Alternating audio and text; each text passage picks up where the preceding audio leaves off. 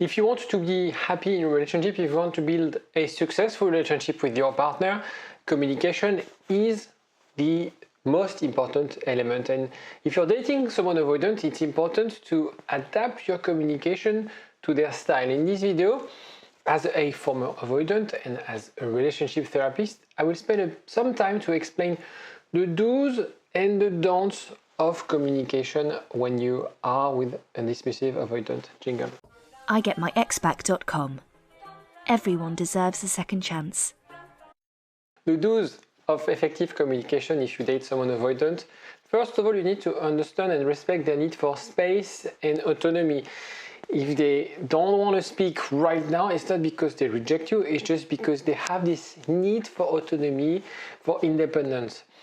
And also what you have to understand is to use direct communication. Don't be vague, don't assume that you will necessarily understand what you're referring to. Be very precise about what you want and about your feelings.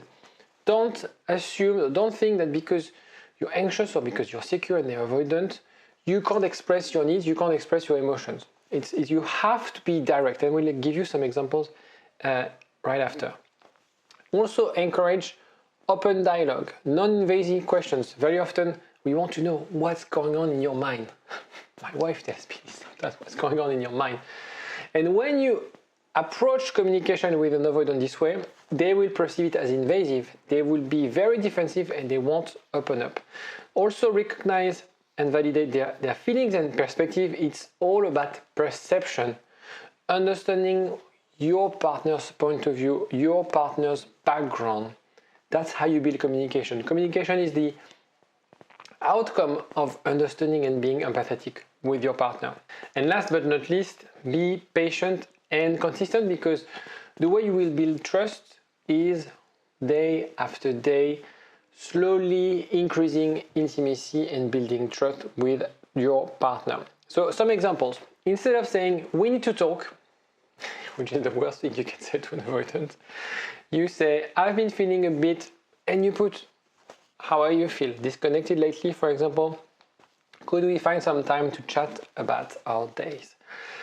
When you say things like that, you express a need, you express a feeling, but you don't direct them, you don't and you check whether they are available. So you prompt them in a way that they are prepared for you to speak or for them to listen.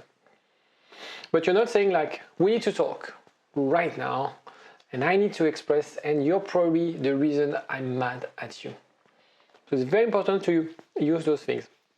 Another one is, I understand you might need some time to think about this. Let's talk when you're ready. You acknowledge that it's not the right time, but you express the fact that we're going to have to talk at some stage. I forgot to mention, I've listed 4 examples, but I put together an entire guide of dating avoidance, and you can download it using a link that is in the description, so have a look when you have a second. Another example is, I really appreciate you sharing with me. It helps me feel closer to you. And I'm going to explain that later in the presentation, but you have to show them the way. And you have to celebrate anytime they open up. It might feel not a big effort from your point of view if you're secure, if you're anxious, but for them, opening up, telling them how they feel is huge. And so it's important to recognize it. Another example is, I want you to feel like you can tell me anything, no matter how big or small, I'm here to listen. So when you say those things, it's a little bit like a mom speaking to their kids, but in a way that's how you have to do. Is to present yourself like, I know what's best for you, I'm here to support you, I'm not going to invade you, the door is always open if you want to talk, and I'm here for you. So I'm not going to try to pull something from you, I'm just going to be there as a support if you need me, when you need me. It's very important to position yourself this way. The door is open, I'm not going to be the one always trying to prompt you and get answers from you. So the don'ts, don't take their need for space as a rejection. Avoid pressuring them, that's very important.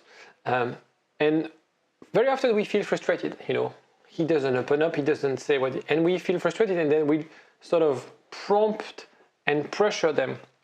When you do that, you're going to trigger them to deactivate and withdraw.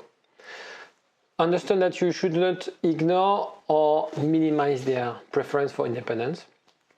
If you don't listen to those needs and if you feel threatened by those needs, again, you're going to pressure them and they're going to deactivate. Avoid using guilt or manipulation. So sometimes people tend to use that because they don't have a clear idea. They don't want clear signs. They want to be reassured. They'll find ways to tickle their partner, manipulating them or using guilt for them to react. Obviously, it's a really bad approach.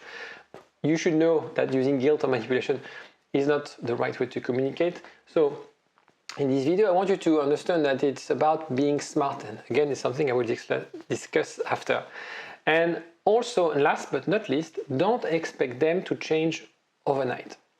It will take time for them to open up. It will take time for them to trust the relationship, to trust you. What really matters is the progress. What really matters is their willingness to change, willingness to commit to this relationship. And so you need to foster a safe environment for sharing. So what it means is creating non-judgmental space. If I speak up, if I tell you something, because it's so hard for me to open up, it's so hard for me to finally disclose how I feel, my vulnerability, I don't want you to judge me. I don't want to feel judged.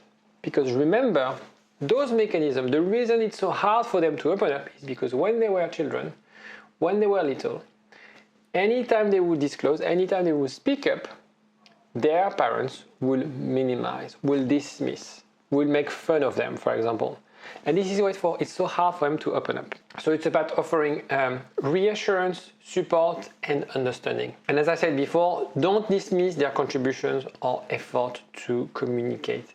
Anytime they communicate, anytime they open up, celebrate, thank them. It's very important.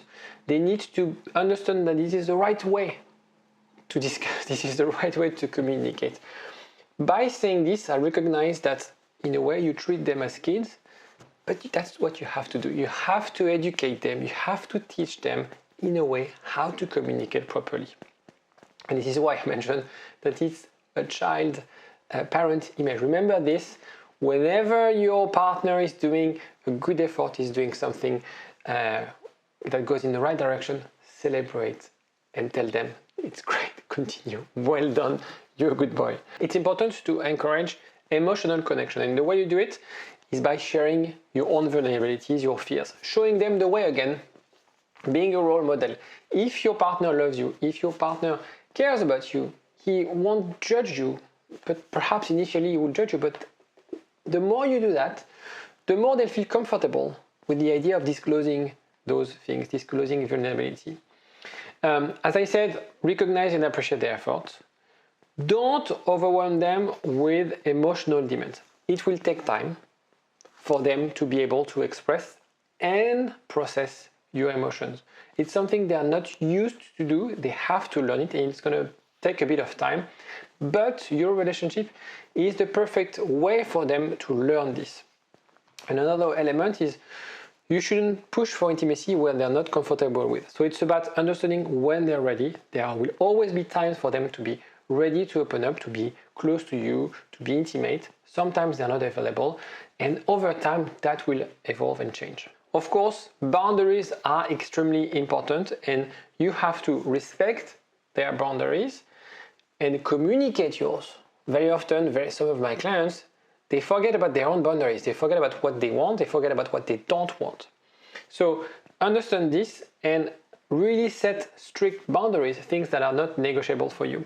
So another element that will help with boundaries is do things together, encourage independence, work at being more independent.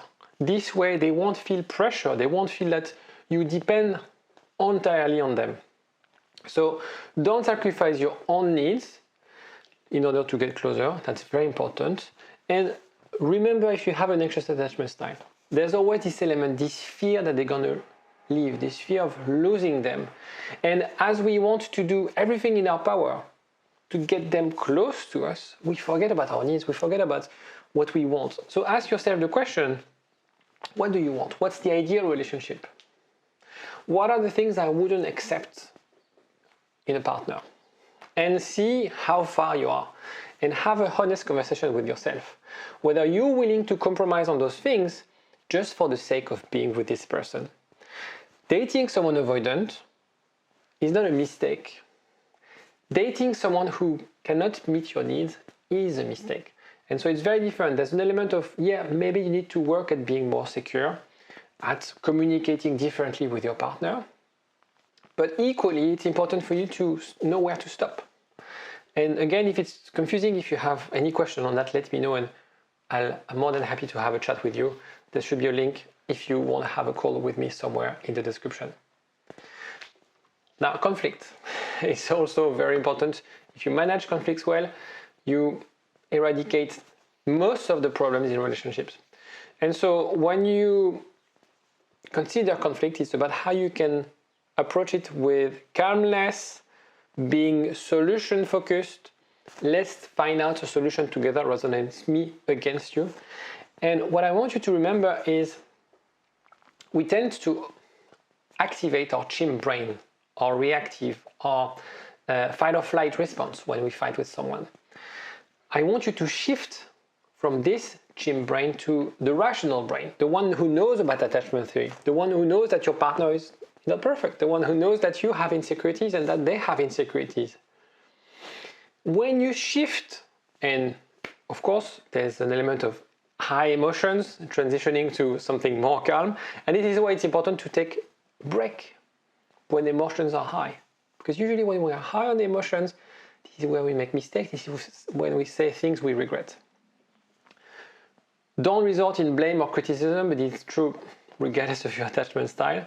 And don't let issues or problems to bottle up, because otherwise that will increase the misunderstanding, that will increase the resentment, and what will happen is, again, you will wake up one day and feel like, I've compromised so much, I've been a people pleaser for so many years that I don't recognize myself in this relationship and I need to go. So in conclusion, obviously, bad communication may lead to breakups, but more importantly, if you want to have a successful relationship, if you want to get back with your ex, effective communication is essential. There's no other way around. If you don't communicate properly with your partner, you will never create a secure bond.